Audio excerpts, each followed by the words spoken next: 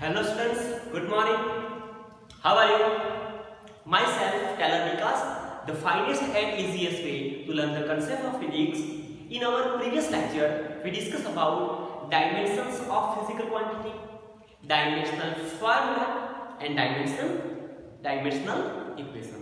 हमारे previous lecture में हमने किसी physical quantity का dimension क्या होगा, हम dimension किसको बोलते हैं, डायमेंशनल फॉर्मूला क्या होगा और किसी फिजिकल क्वांटिटी का डायमेंशनल इक्वेशन कैसे लिखते हैं उसके बारे में बात की थी। तो बच्चों आज हम सम डिराइव फिजिकल क्वांटिटी का डायमेंशनल फॉर्मूला डिराइव करने जा रहे हैं। So today our topic is dimensional formula of physical quantity. हम फर्स्ट फिजिकल क्वांटिटी लेंगे, derive physical quantity that is area. अगर हम एरिया के बारे में बात करें तो बच्चों एरिया क्या होगा, length multiply by breadth. So we can write, हमने ऑलरेडी डिस्कस किया ही है एरिया का डायमेंशनल फार्मूला, एक बार फिर से देख लेते हैं, length multiply by breadth. So length की जगह पे हम लिख सकते हैं स्क्वायर ब्रैकेट में l multiply by breadth is a kind of length, so we can write square bracket में लेंथ। हम इसको सॉल्व करेंगे तो बच्चों हम लिख सकेंगे l स्क्वायर। बट जनरली हम जब किसी डिराइव्ड फिजिकल क्वांटिटी का या तो कोई भी फिजिकल क्वांटिटी का डायमेंशनल फार्मूला लेते हैं तो हम थ्री फिजिकल क्वांटिटी को इंट्रोड्यूस करते हैं, that is mass, length and time. Mass, length and time. अब देखो एरिया में मास और टाइम नहीं होता, so we can write m is to 0 l power 2 t power 0। तो बच्चों ये क्या हो गया, एरिया का डायमेंशनल फार्मूला। और एरिया का डायमेंशनल इक्वेशन हम ऐसे लिख सकते हैं, area can be denoted by capital A। So area का डायमेंशनल इक्वेशन क्या हो गया, square bracket A is equal to square bracket m is to 0 l power 2 t power 0 bracket over। Okay, तो ये क्या हो गया एरिया का डायमेंशनल फार्मूला। ये हो गया एरिया का डायमेंशनल फार्मूला।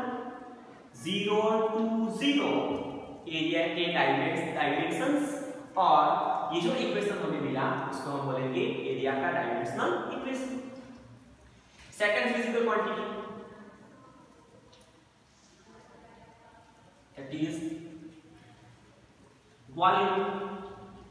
अगर हम वॉल्यूम की बात करें सो वॉल्यूम क्या होगा बच्चों, length multiply by breadth multiply by height. So l multiply by breadth भी काइंड ऑफ लेंथ ही है और हाइट वो भी एक टाइप की लेंथ है, so we can write l multiply by l multiply by l। सो हम लिख सकते हैं इसको n power 3 that is l cube. और हम इसको जनरल फॉर्म में लिखेंगे तो हम लिख सकेंगे n raise to 0 l power 3 t power 0। Volume को हम कैपिटल V से रिप्रेजेंट करते हैं। सो ये हो गया वॉल्यूम का डायमेंशनल फार्मूला, और ये हो गया, ये जो पूरा हो गया एक्सप्रेशन उसको हम बोलेंगे हम बोलेंगे वॉल्यूम का dimensional equation. If you talk about third physical quantity that is mass density.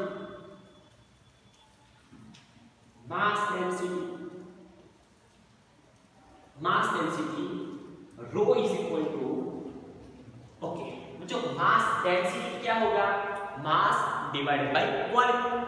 So rho is equal to mass divided by volume. चलो बच्चों अब देखो, ये जो मास है वो तो 7 फंडामेंटल फिजिकल क्वांटिटी में से एक है। सो मास को रिप्रेजेंट करने के लिए हम कौन सा सिंबल यूज करते हैं, capital M। So we can write capital M। कितना पावर, M का मास का कोई पावर नहीं है, सो हम लिख सकते हैं m power 1 divided by volume. हमें यहां ही मिला, सो डायरेक्टली लिख सकते हैं m is to 0 8 power 3 e power 0। इसको सॉल्व करेंगे तो हमें मिलेगा mass density rho is equal to, rho का dimensional formula is equal to m ऊपर as it is m raise to 0 पर चला जाएगा, no need to write, so m raise to 1 n raise to 3 t power 0। Okay, तो ये mass density का dimensional formula हो गया।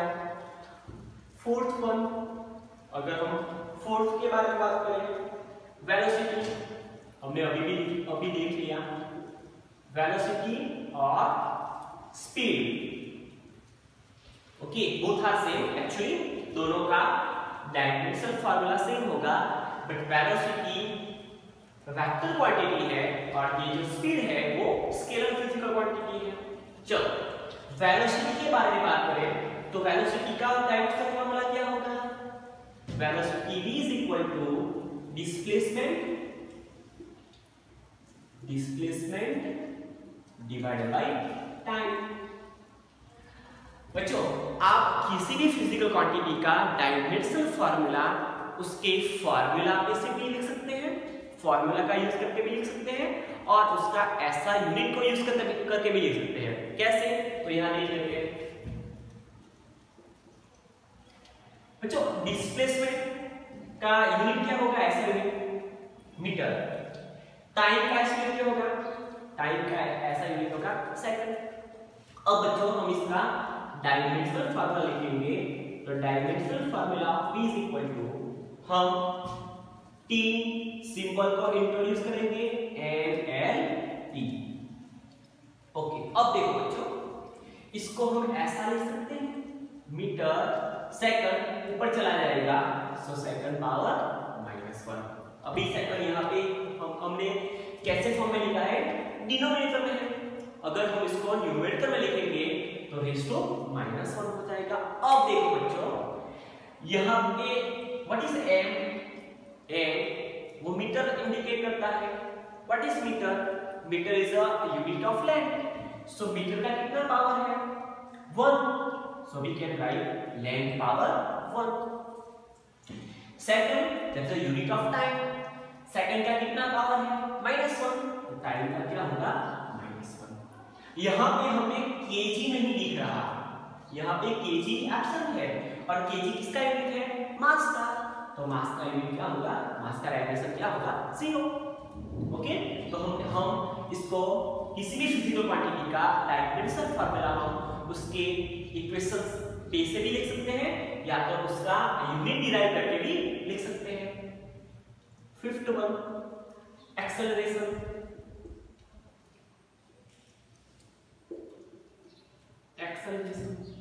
ओके, चलो बच्चों, एक्सेलरेशन, और अगर हम ग्रेविटेशनल एक्सेलरेशन के बारे में बात करें,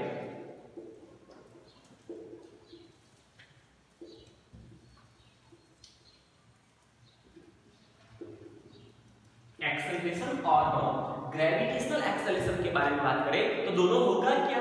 एक्सेलरेशन। बच्चों, एक्सेलरेशन क्या होता है? जब कोई बॉडी, जब कोई ऑब्जेक्ट की velocity with respect to time increase हो रही है, ओके, इन शॉर्ट चेंज हो रही है, तो उसको हम क्या बोलेंगे? हम उसके लिए एक नई फिजिकल क्वांटिटी को इंट्रोड्यूस करेंगे और उसको हम बोलेंगे acceleration. So acceleration is equal to change in velocity with respect to time. So acceleration can be denoted by small a is the change in velocity with respect to change in time। जैसे जैसे time change होता जाएगा, given object है उसकी velocity भी change होगी, तो हम उसको बोलेंगे वो एक्सेलरेटेड मोशन कर रहा है। अब बच्चों, हम चेंज इन वेलोसिटी, वेलोसिटी में से वेलोसिटी को हम माइनस करेंगे, सबट्रैक्ट करेंगे, तो बचेगा क्या? वेलोसिटी। ओके, सो हम लिख सकेंगे वेलोसिटी का यूनिट क्या है?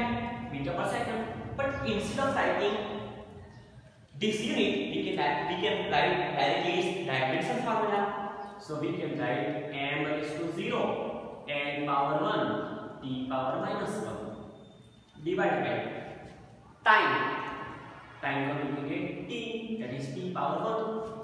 चलो अब देखो एक्सेलरेशन का dimensional formula, so square bracket of a is equal to m raise to 0 l power 1 t power -1 as भी रहेगा, ये t का पावर यहाँ पे 1 है, ऊपर जाके -1 हो जाएगा, सो -1 सो t power -2।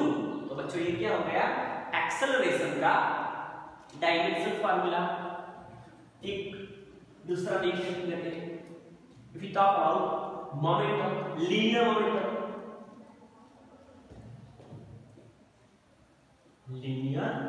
Momentum,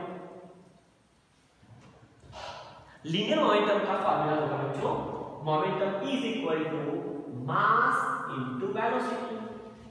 momentum p is equal to, linear momentum p is equal to mass into velocity. So हम डायरेक्टली लिख सकते हैं dimensional formula of momentum, that is square bracket p is equal to mass की जगह पे हम लिख सकते हैं m raise to 1 l raise to 0 t power 0। क्यों? क्योंकि मास का कितना पावर है, यहाँ पे 1 पावर है, तो यहाँ मास का 1 पावर हो गया, लेंथ और टाइम एब्सेंट है,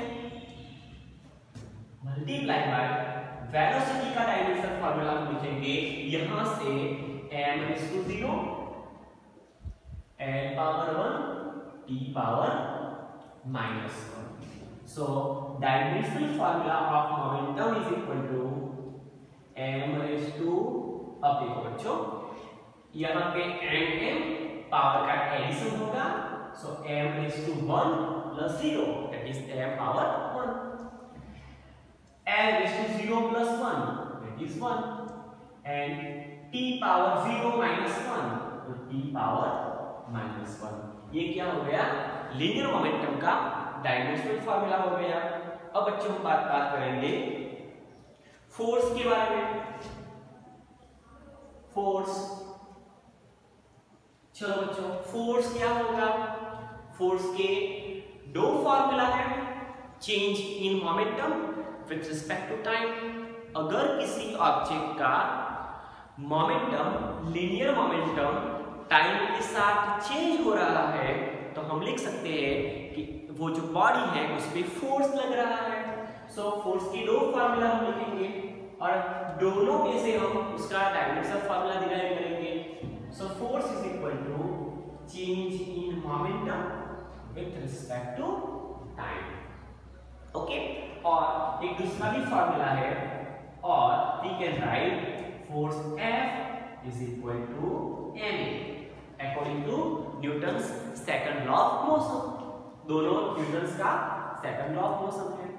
अब बच्चों हम फर्स्ट वाला पहले लिखेंगे, dimensional formula force is equal to change in momentum. Momentum में से मोमेंटम सब्ट्रैक्ट होगा तो बचेगा क्या, मोमेंटम। सो हम लिख सकते हैं instead of writing momentum we can write m power 1 l power 1 t power -1 divided by time. Time का डायमेंशनल फार्मूला होगा m power 0 l power 0 t power 1। हम इसको सिंपलीफाई करेंगे तो हम लिख सकते हैं dimensional formula of force is equal to m raise to 0 sorry m raise to 1, ये ऊपर चला जाएगा 0 ही रहेगा, no need to write. So m power 1 l power 1 t power -1 already exist है तो ये -1 ऊपर चला जाएगा, so we can write t power -2। फिर से एक बार, ये t पावर -1 है, ये t पावर 1 है, ऊपर चला जाएगा तो t पावर -1 होगा, और t power -1 is equal to t power -2। ये हमने फर्स्ट फार्मूला में से डिराइव किया। If we talk about second formula that is force F is equal to ma, हम इसमें से भी डिराइव कर सकते हैं। So dimensional formula of force is equal to what is m? m is mass. Mass का dimensional formula क्या होगा, m power 1 n power 0 t power 0। मास का यूनिट होगा kg। सो मास का डायमेंशन फॉर्मूला होगा m/1 n/0 t power 0 multiply by acceleration. हमने यहाँ derive किया, एक्सेलरेशन की जगह पे हम लिख सकते हैं m/0 n power 1 t power -2। So dimensional formula of force is equal to, यहाँ m/1 है, यहाँ m/0 है, m/1 + 0 is equal to m/1। So m/1 n/0 multiplied by m/1। so n/0 + 1 that is 1। t power 0 multiplied by t power -2। so t power 0 - 2 t power -2। देखो यहाँ भी dimension formula same आया, यहाँ भी dimension formula same आया। Okay, तो आप उसका जो भी इक्वेशन होगा उसके बेस पे उसके हिसाब से आप डिराइव कर सकते हैं। 8 that is work। अब बच्चों वर्क क्या होगा? वर्क इज इक्वल टू, हमने 9th स्टैंडर्ड में सीखा है, work is equal to force multiply by displacement. अगर हम किसी बॉडी पे फोर्स लगाएंगे और वो बॉडी डिस्प्लेस होगी तो हम उसको लिखेंगे, उस पे वर्क हुआ। So force multiply by displacement is equal to work. पर बच्चों वर्क का एक्चुअल फार्मूला हम जब चैप्टर नंबर 5 सीखेंगे, ओके 6 सॉरी, हम चैप्टर नंबर 6 सीखेंगे वर्क एनर्जी पावर, तो हमें फार्मूला मिलेगा work is equal to force dot displacement. और ये डॉट क्या है, ऊपर एरो क्यों लिखेंगे लिखा है वो हम चैप्टर नंबर 4 में बात करेंगे। फोर्स इसलिए लिखा, फोर्स के ऊपर एरो इसलिए लिखा क्योंकि फोर्स का कोई पर्टिकुलर डायरेक्शन होगा। मींस कि फोर्स एक वेक्टर फिजिकल क्वांटिटी है और डिस्प्लेसमेंट भी एक वेक्टर फिजिकल क्वांटिटी है। दोनों के बीच में जो प्रोडक्ट हुई वो स्केलर प्रोडक्ट हुई। मींस कि हम जब एक वेक्टर क्वांटिटी का दूसरी वेक्टर क्वांटिटी के साथ मल्टीप्लिकेशन करते हैं तब हमें कोई नई फिजिकल क्वांटिटी मिलती है work which is scalar quantity. तो हम इसको यहाँ किससे डिनोट करेंगे, scalar product that is dot. आपको अभी पता नहीं चलेगा, हम चैप्टर नंबर 4 में सीखेंगे। अब देखो if we remove dot product, जब भी बच्चों हम दो फिजिकल क्वांटिटी के बीच में डॉट प्रोडक्ट रिमूव करेंगे तो हम दोनों फिजिकल क्वांटिटी के बीच का जो एंगल होगा उसका कॉस लेंगे। So we can write work is equal to force into displacement into cos theta, where theta is the angle between force and displacement. अब बच्चों कॉस थीटा, थीटा का तो हमारे पास ऐसा कोई सिंबल है नहीं कि जिसको हम थीटा के लिए यूज करें, तो हम इसके लिए कोई सिंबल यूज नहीं करेंगे। So dimensional formula of work is equal to, what is the dimensional formula of force? m power 1 n power 1 n power 1 t power -2 multiplied by displacement is a kind of length. So we can write n power 0 n power 1 t power 0. So dimensional formula of work is equal to m power 1 0. So 1 n power 1 1 n power 2 t power -2 0 t power -2. तो बच्चों ये क्या हो गया, work का dimensional formula. अब हम बात करेंगे नई फिजिकल क्वांटिटी एनर्जी के बारे में। Energy can be denoted bye E। Okay, energy can be denoted bye E। बच्चों अब याद रखना कि एनर्जी का और वर्क का डायमेंशनल फॉर्मूला और यूनिट सेम हो गए। फिर से एक बार, जो यूनिट और जो डायमेंशनल फॉर्मूला वर्क का होगा वो ही यूनिट और डायमेंशनल फॉर्मूला एनर्जी का होगा। क्यों बच्चों?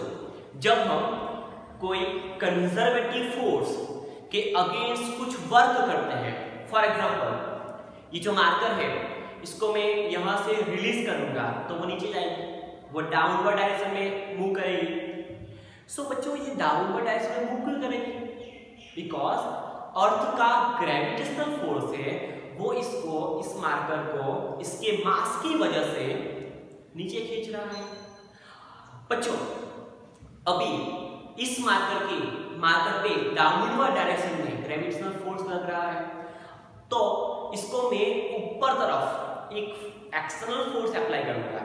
तो बच्चों होगा क्या, मैंने इस मार्कर पे कोई फोर्स ऑलरेडी लग रहा है, उसको अपोज करता हुआ मैंने एक एक्सटर्नल फोर्स लगाया और इस मार्कर का डिस्प्लेसमेंट किया। तो बच्चों हमने जो भी कंजर्वेटिव फोर्स के अगेंस्ट में कुछ वर्क किया वो लास्ट पॉइंट पे, वो फाइनल पोजीशन पे पोटेंशियल एनर्जी के फॉर्म में स्टोर होगा। मींस हमने जो भी वर्क किया उस उतनी energy in the form of potential energy store हुई। मींस कि जो भी वर्क का जो भी यूनिट और डायमेंशनल फार्मूला होगा वो ही यूनिट और डायमेंशनल फार्मूला एनर्जी का होगा। फिर वो एनर्जी कोई भी एनर्जी हो, सोलर एनर्जी हो, वो पोटेंशियल एनर्जी हो, वो काइनेटिक एनर्जी हो, वो न्यूक्लियर एनर्जी हो, कोई भी एक टाइप की एनर्जी हो, उसका यूनिट और डायमेंशनल फार्मूला वर्क का यूनिट और डायमेंशनल फार्मूला से सिमिलर होगा, सेम होगा। So we can write m raised to 1 l power 2 t power minus 2। Okay चलो 10 लिख लेते हैं।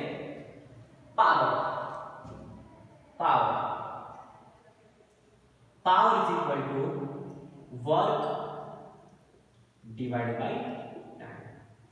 यूनिट टाइम में जितना वर्क होगा उसको हम क्या बोलेंगे? पावर। वर्क डन पर unit time is known as power. और we can say power is equal to energy consumed with respect to time।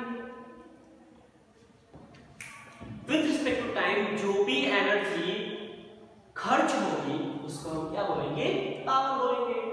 So power can be denoted bye P, work that is denoted by W, time can be denoted by T। बच्चों हम ऐसे भी लिख सकते हैं, बहुत सारी method है जिसके हिसाब से हम डायमेंशनल फार्मूला को सॉल्व कर सकते हैं। So dimensional formula of power, what is the dimensional formula of work? That is m power 1 l power 2 t power minus 2 divided by time। Dimensional formula of time m is to 0 l is to 0 t power 1। So dimensional formula of power is equal to m raised to 1, 0 पर चला जाएगा, no need to write, m raised to 1 l 2 t power minus 2 और ये 1 ऊपर चला जाएगा तो -1 होगा। So m1 l2 t power -3। तो बच्चों ये क्या हो गया? पावर का डायमेंशन फॉर्मूला।